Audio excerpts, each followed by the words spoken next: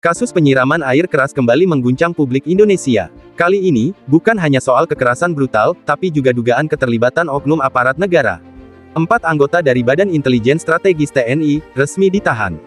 Dan sejak saat itu, pertanyaan besar langsung bermunculan. Apakah ini murni aksi individu? Atau ada sesuatu yang jauh lebih besar di baliknya? Peristiwa ini bermula dari aksi penyiraman air keras terhadap seorang aktivis. Serangan dilakukan secara cepat, terencana, dan meninggalkan luka serius, baik fisik maupun psikologis. Tak butuh waktu lama, aparat bergerak.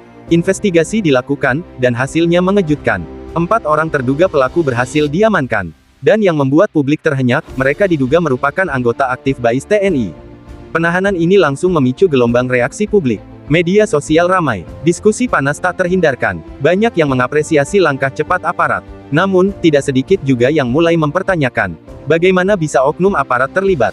Apakah ada rantai komando di balik aksi ini? Sorotan tajam datang dari ex-anggota BAIS TNI, Soleman Ponto. Ia menilai, keterlibatan beberapa orang dalam satu aksi terkoordinasi, bukan sesuatu yang bisa dianggap kebetulan. Menurutnya, dalam struktur tertentu, aksi semacam ini seringkali melibatkan perencanaan yang matang. Ada koordinasi, ada peran masing-masing, dan bisa jadi, ada pihak yang memberi perintah. Namun, ia juga menekankan, semua ini masih dugaan, dan harus dibuktikan melalui proses hukum yang transparan. Sementara itu, aktivis HAM dari Kontras, Usman Hamid, juga angkat bicara.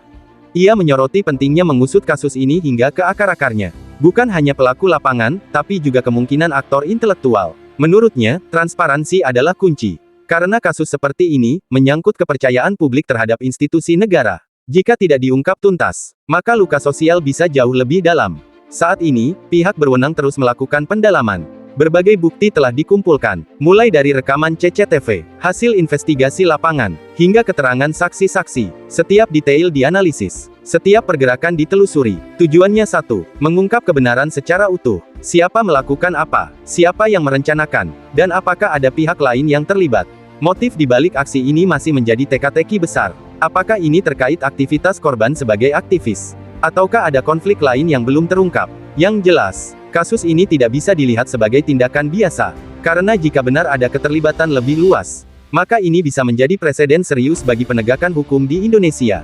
Kasus ini bukan hanya soal satu korban. Ini soal kepercayaan. Kepercayaan publik terhadap institusi negara, terhadap hukum, dan terhadap rasa aman sebagai warga. Jika kasus ini diungkap secara transparan dan adil, maka kepercayaan bisa dipulihkan. Namun jika tidak, dampaknya bisa jauh lebih luas. 4 orang telah ditahan. Namun cerita ini belum selesai. Masih ada pertanyaan yang belum terjawab. Masih ada fakta yang harus diungkap. Publik kini menunggu, apakah keadilan benar-benar ditegakkan, atau justru ada cerita lain yang belum terungkap. Karena dalam kasus seperti ini, kebenaran bukan hanya penting, tapi wajib diperjuangkan. Menurut kamu, apakah kasus ini akan diungkap sampai tuntas? Tulis pendapatmu di kolom komentar.